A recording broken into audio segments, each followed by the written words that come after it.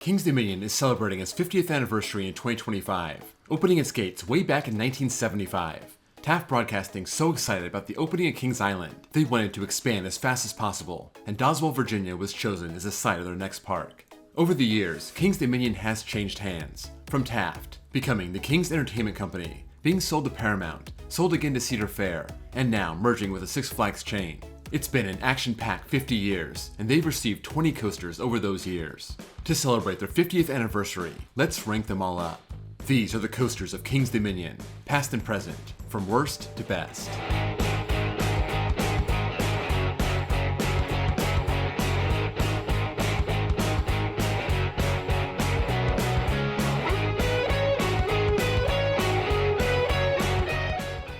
First, I want to thank RideOutJ for this video idea. I've been to this park 4 times, starting in 2008, all the way up until this year, so I've gotten to ride most of their coasters. Of the ones I haven't, I've ridden clones, or very similar rides, and for a couple, I just have to take my best guess.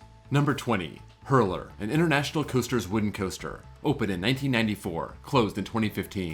In 1994, Paramount added a Wayne's World section to Carowinds in King's Dominion, and got International Coasters to build a pair of wooden coasters called Hurler, a movie reference to hurling or vomiting. A great name, but not a great ride. I rode this in 2008 and it wasn't very good, combining roughness and a boring layout, despite having decent stats. 83 feet tall, 50 miles an hour, 3,157 feet of track, but its drawn-out turns and shallow airtime hills made for a boring ride, and this was done after 21 years, being RMC'd and transforming this bad wooden coaster into a great steel hybrid. Number 19, Shockwave, a Togo stand-up coaster, opened in 1986, closed in 2015. As of right now, it's still the only Togo stand-up I got to ride, that being back in 2008, and like Hurler, it just wasn't very exciting. The King's Entertainment Company loved these stand-ups back in the 80s. 3 of their parks got one, this one being 95 feet tall, a max speed of 50 miles an hour, 2,231 feet of track, and 1 inversion, a vertical loop after the first drop, then a helix and some airtime hills. Kind of weird elements for a stand-up coaster. This lasted a full 30 seasons before it was finally closed in 2015, replaced not by a coaster, but by the Mondial Revolution, Delirium. Number 18, Anaconda, an aero looper, opened in 1991, closed in 2024. This was a big deal back in 1991, Aero building big looping coasters all over the country, and this one was famous for its underwater tunnel, the bottom of a 144-foot drop. This took place over a lake, 4 inversions over 2,700 feet of track, and my rides between 2008 and 2022 just weren't good. I found this ride rough, jerky, and had a very bizarre layout, hitting a mid-course brake run after the second inversion, doing some slow awkward turns leading into the final corkscrews. It lasted 34 seasons and that was more than enough, and we'll see what takes a spot over that lake. Number 17, Great Pumpkin Coaster, an E&F Myler Kids coaster, opened in 1997. Opening is Taxi Jam. This is your classic Myler Kids coaster. 8 feet tall, twisted drop to the right, a bunch of little airtime hills, just a basic oval, tiny hills, no airtime but it's kinda jarring, and a good coaster for what it is. Number 16, Woodstock Express, a PTC family wooden coaster, opened in 1974. That's right, 1974. This opened even before King's Dominion, part of the Lion Country Safari that predated the park. It opened as Scooby-Doo, then Scooby-Doo's Ghoster Coaster during the Paramount years, dropped the Scooby name and became Ghoster Coaster in 2010, and a couple years later, it adopted the classic Cedar Fair family wooden coaster name, Woodstock Express. You've seen one, you've seen them all. 35 feet tall, 35 miles an hour, 1,400 feet of track, double out and back figure 8 layout, and just shows that a wooden coaster can make for a great family coaster. Smooth, little pops of airtime, and gives a classic feel. Number 15, Galaxy, an SDC Galaxy, opened in 1975, closed in 1983. I did not get to ride this. It was definitely removed before I was born, but this is such a common model. 64 of this specific model are out there. Countless others like it pop up at county and state fairs, but if you've ridden Serpent at Niagara Amusement Park, or Galaxy at Cliffs in Albuquerque, there you go. It was meant to be portable, but still packs in some fun. Small drops, long helices, all done on a skinny thin track, the kind that makes you a little bit nervous if it's gonna hold up the whole ride. This was replaced by Shockwave and was on the spot where Delirium is now. Number 14, Apple's Apple, a Mock Rides Wild Mouse, opened in 2002. Opening under the Paramount regime, this was one of 2 Wild Mouse coasters they added called Ricochet, but unlike the one at Carowinds, this one is a large park model, meaning it starts with a 50-foot drop, by far the best part of the ride. This is a very common model. Paramount gave Canada's Wonderland the same one back in 1999 called Fly. 1,300 feet of track, hairpin turns to start, sharp drops to end. It's a fun, family-friendly ride, and could be a kid's favorite coaster before they graduate to the big ones. Number 13, Tumbili, an SNS 4D freespin, open in 2022. When Kings Dominion decided to change Safari Village into Jungle Expedition, their big new addition was Tumbili, the first and only SNS freespin added by Cedar Fair. Some say this was a holdover attraction, not able to replace Volcano just yet, so here's a small, compact coaster while we work on that, and these are kind of hit or miss when it comes to how much people like it. 112 feet tall, 770 feet long, only 34 miles an hour, but when you're flipping around the side of the track, stats don't really matter. I heard this has a wild side and a mild side. I got one ride in 2022 and that was on the right side and only flipped once. So I didn't love it, but sounds like I may have gotten the mild side. This does spin freely, so you will get a different ride every time. I don't hate these like some people do, and I don't love it either. For me, it's just a fun short ride that's not worth waiting very long for. Also, credit to Kings Dominion. Those supports are painted to look like bamboo, a very cool theming touch.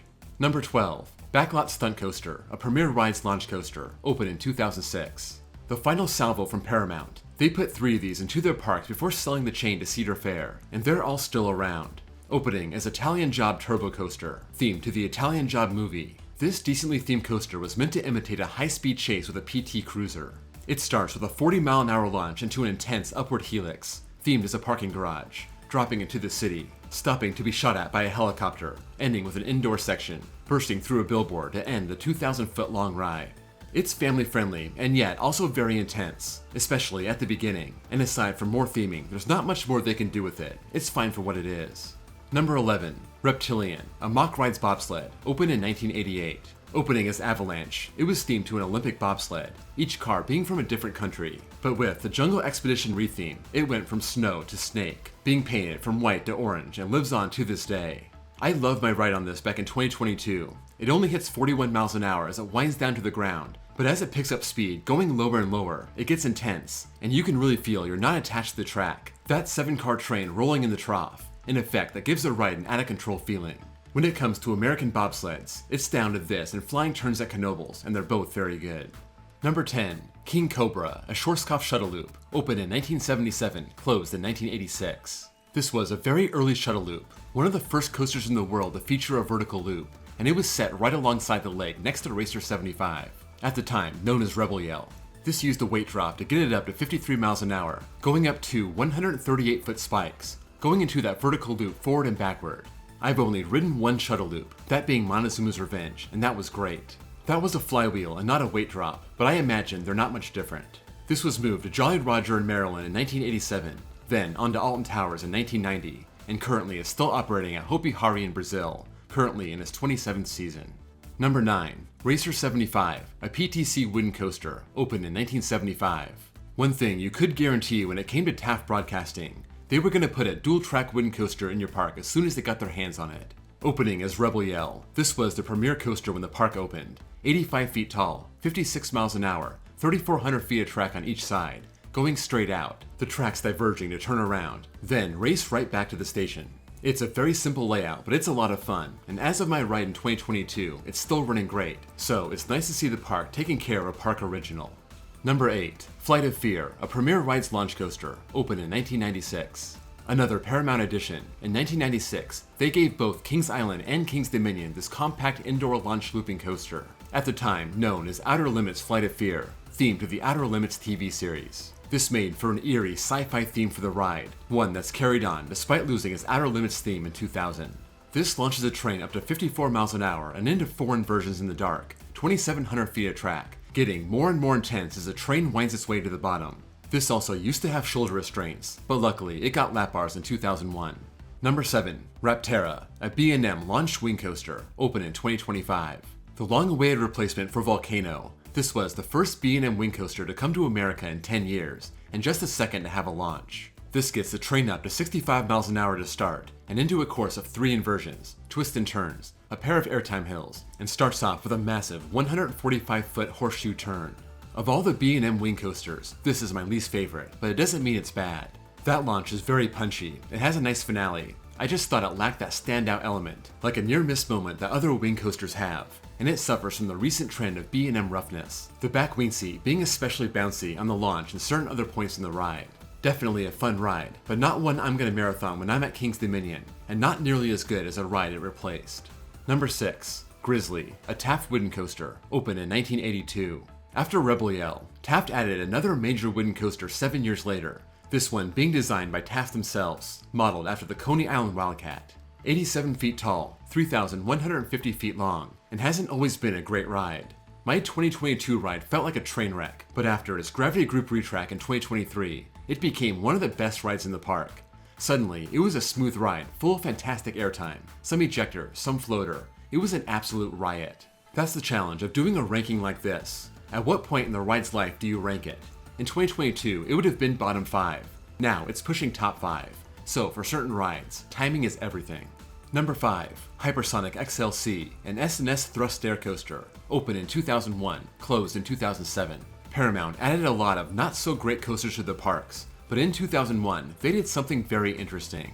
They bought the very first S&S coaster straight off the lot in Utah, their prototype thrust stair coaster, S&S using their drop tower technology and turning it on its side, launching a train from 0 to 80 miles an hour in 1.8 seconds, up and over a 165-foot top hat, a vertical entry and vertical exit, winding its way back to the station. This closed 1 year before I got to the park, so I never got to ride it, but that launch and that airtime over the top hat looked insane. And even though that was pretty much all the ride had to offer, that was good enough. As a prototype, with such an extreme launch, this was plagued with downtime and only spent 7 seasons at the park, replaced by El Dorado, the flying carpet ride, and that was replaced by Windseeker, which is still there today.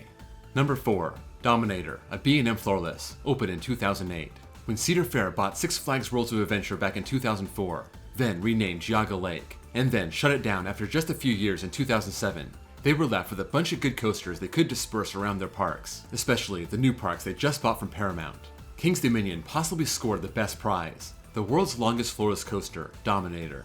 They plopped this in the parking lot next to Woodstock Express, kept the same name, and suddenly, the hole that Hypersonic XLC's closure made in the park's lineup was filled. Dominator having a 148-foot drop, a massive 135-foot loop, 5 inversions, 4,200 feet of track, standing front and center for guests to see when they enter the park.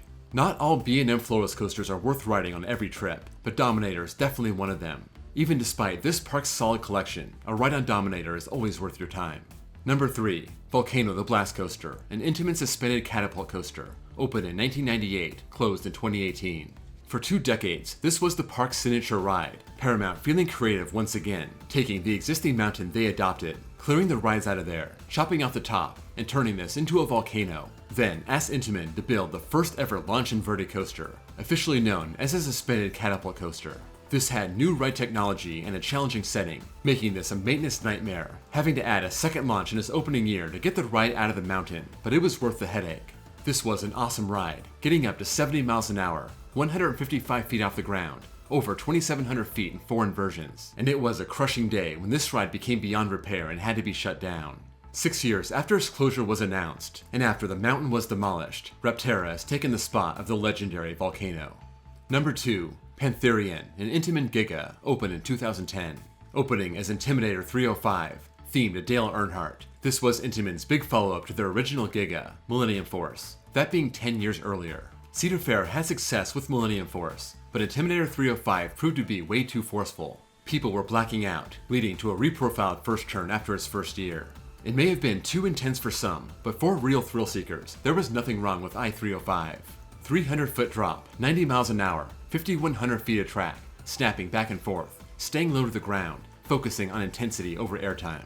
About half of my audience would rank this number 1, half would rank this number 2, but I think we can all agree this is top 2, and beyond that, we'll have to agree to disagree. Cedar Fair lost their rights to the Dale Earnhardt brand in 2024, renaming this Project 305 for a year, and then repainting it and retheming it to Pantherian, fitting into the Jungle Expedition area. Number 1. Twisted Timbers, an RMC hybrid, opened in 2018. We started the video with Hurler, and we're ending it with Hurler.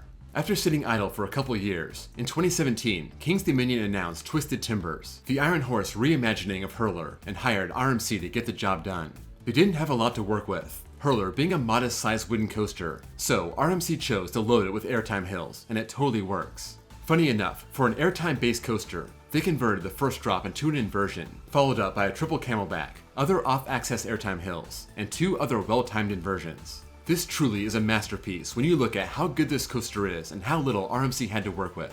Twisted Timbers is one of RMC's finest coasters of any size, and it's the best in King's Dominion's history. That's a wrap on every coaster that's ever graced King's Dominion. Let me know what you think, if you agree or disagree with anything here, and how you would rank these coasters if you were me. If you enjoyed this video, please drop a like, and if you're new here and love coasters, please give me a sub. I want to thank my Patreons. If you want bonus access, bonus content, and have your name listed at the end of each video, check my links below and join. Also, check out my second channel where I post copyright-free off-ride footage. Thank you all for watching, and I'll see you all next time.